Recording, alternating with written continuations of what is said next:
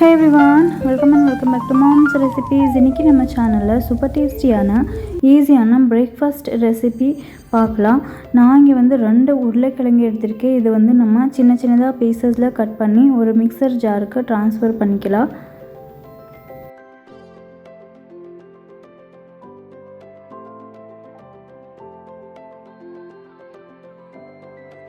அடுத்தது ஒரு medium size வெங்காயத்தை வந்து கட் பண்ணி சேர்த்துக்கலாம்.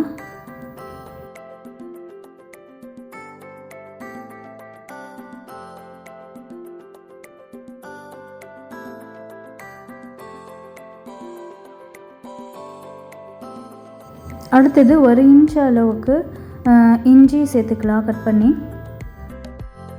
அடுத்தது ஒரு 10 பல்லு பூண்டு சேர்த்துக்கிறேன். பூண்டு குட்டி குட்டியாக இருந்தனால 10 சேர்த்துருக்கேன். பெருசாக இருந்தால் நீங்கள் கம்மியாக சேர்த்துக்கலாம். ஒரு 4 க்ரீன் சில்லிஸ் இருந்தால் சேர்த்துக்கோங்க. ரெட் சில்லிஸ் என்கிட்ட இருந்தனால நான் சேர்த்துட்டேன்.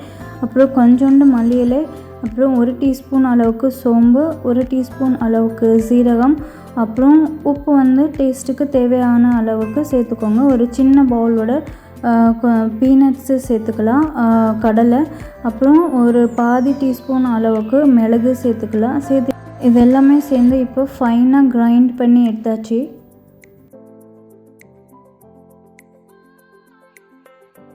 இப்போ இது ஒரு மிக்சிங் பவுலுக்கு ட்ரான்ஸ்ஃபர் பண்ணிக்கலாம்.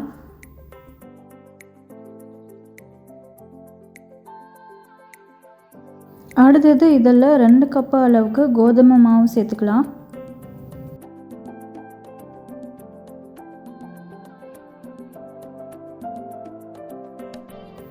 இப்போ இதில் 1 டீஸ்பூன் அளவுக்கு சாட் மசாலா, அப்புறம் 1 டீஸ்பூன் அளவுக்கு கொலஞ்சி சீட்ஸ், அது வந்து கருஞ்சீரகம் சேர்த்துக்கலாம். சேர்த்துட்டு கொஞ்சோண்டு ஆயில் சேர்த்துக்கோங்க.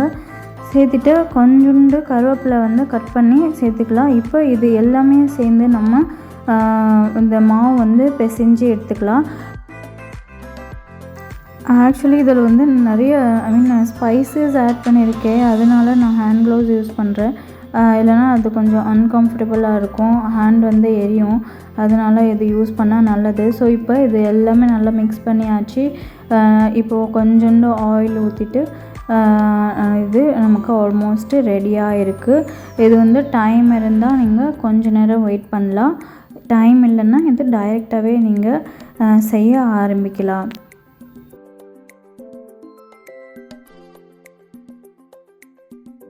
இப்போ இங்கே தேவையான அளவுக்கு நீங்கள் மாவு எடுத்துக்கோங்க. எடுத்துட்டு இது வந்து நம்ம இப்போ ரோல் தான் பண்ண போகிறோம். அப்புறம் கொஞ்சோண்டு மாவு தொட்டிக்கோங்க. தொட்டிட்டு இது வந்து இந்த மாதிரி ரோல் பண்ணிக்கோங்க. சப்பாத்தி அளவுக்கு இருந்தாலும் சரி, இல்லை கொஞ்சம் திக்காக இருந்தால் நல்லாயிருக்கும் இந்த டேஸ்ட் இது சாப்பிட்றதுக்கு. ஆக்சுவலி இந்த ரோலிங் பின்னுக்கு வந்து நம்ம கவர் ரேப் பண்ணி வச்சுருக்கோம். அது ஏன்னா இந்த மாதிரி செய்கிறப்ப சப்பாத்திஸ் ஆகட்டும், வேறு ஏதாச்சும் ஆகட்டும், அது வந்து அதுக்கு ஒட்டிக்காது. அது இந்த மாதிரி பண்ணிங்கன்னா நல்லா யூஸ்ஃபுல்லாக இருக்கும். கண்டிப்பாக ட்ரை பண்ணி பாருங்கள். ஸோ இப்போ இது ரோல் பண்ணி ஆச்சு.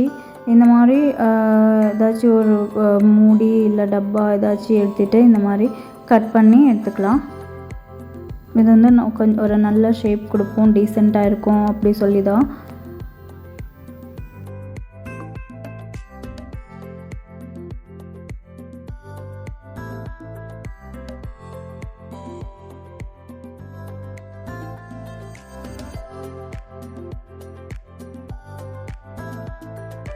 இப்போ எனக்கு எவ்வளோ தேவையோ அவ்வளோ நான் ரெடி பண்ணி எடுத்துட்டேன். இப்போ ஆயில் வந்து ஹீட் ஆகிறதுக்கு முன்னாடியே வச்சுருந்தேன். இப்போ இது நல்லா ஹீட் ஆகிருக்கு. இப்போ அது எல்லாமே நம்ம இதில் ஃப்ரை பண்ணி எடுத்துக்கலாம்.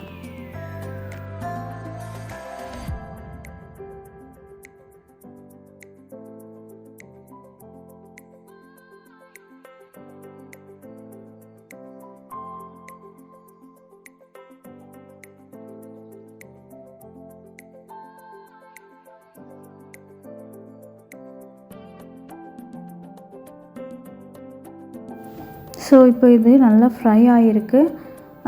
இது வந்து இப்போ நம்ம தனியாக எடுத்து வச்சுக்கலாம். ஸோ இது இந்த மாதிரி வீடியோவில் காமிக்கிற மாதிரி இந்த கலர் கோல்டன் கலர் வர வரைக்கும் நீங்கள் நார்மல் பூரி நம்ம ஃப்ரை பண்ணுறோம் இல்லையா, அந்த மாதிரி நீங்கள் ஃப்ரை பண்ணி எடுத்துக்கோங்க. அப்புறம் இதெல்லாம் நீங்கள் சப்பாத்தி வேணால் சப்பாத்தி செய்யலாம். நான் சப்பாத்தியும் செஞ்சுருந்தேன். சப்பாத்தியோட இந்த மாதிரி ரவுண்ட் பூரி மாதிரி செஞ்சுருந்தது ரொம்ப டேஸ்டியாக இருந்துச்சு. ஐ ஹோப் உங்களுக்கு இந்த வீடியோ பிடிச்சிருக்கோன்னு நினைக்கிறேன். பிடிச்சிருந்தா கண்டிப்பாக லைக் பண்ணுங்கள், ஷேர் பண்ணுங்கள், மறக்காமல் சப்ஸ்கிரைப் பண்ணுங்கள். Thank you so much. பாய்.